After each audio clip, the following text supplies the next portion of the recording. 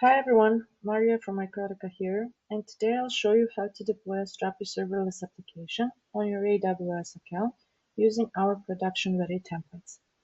We start from the Strapi Serverless landing page, and clicking on Learn More will lead you to our documentation, where you can find more information about the Strapi Serverless template. You can find out here what will be provisioned on your AWS account, what kind of persistent storage we create, how you can find the logs, what environment variables you can add, what are some estimated AWS costs that you can expect, and so on. From here, you can continue your journey to creating a new Strapi app or an existing one, and some additional things you need to do afterwards after deploying your application. So clicking here will lead us to the app itself inside the template. And you can see here the template steps that we need to take in order to deploy the application on AWS. The first step is creating the Git repository. I have an already connected Git account here. If you don't, you can connect it from this view. It's not a problem. I can go ahead and create a new repository name, but if you have an existing one, you can connect it here as well. This checks whether I have this repository already. If I don't, I continue to the next step where I can configure the template parameters. Here we have some pre-configured parameters and I will leave them as they are.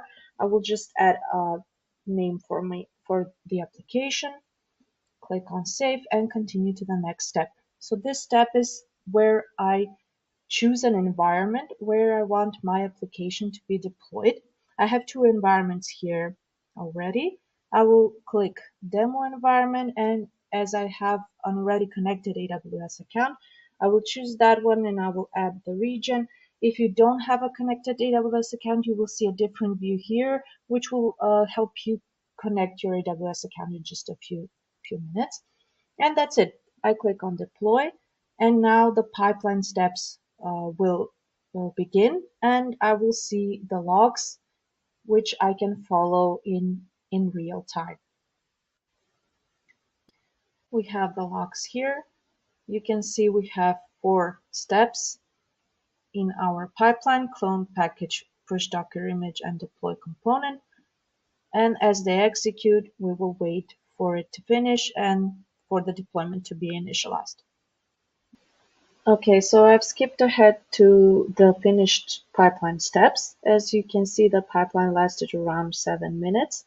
And if we go here, we can now follow the deployment that has been initiated. Here we see a deployment is already in progress. So in this list, we will be able to see all current and past deployments. If I click on the deployment, I can see more information like logs and which resources are being deployed and what version of them and what is the actual change that is going to be deployed. So once the deployment finishes, we can go in infrastructure, and there we see the resources that have been deployed on our AWS account. We click on demo app, and here we can see the output parameters, which is the access URL. Clicking here will open our Strapi application. And that's it.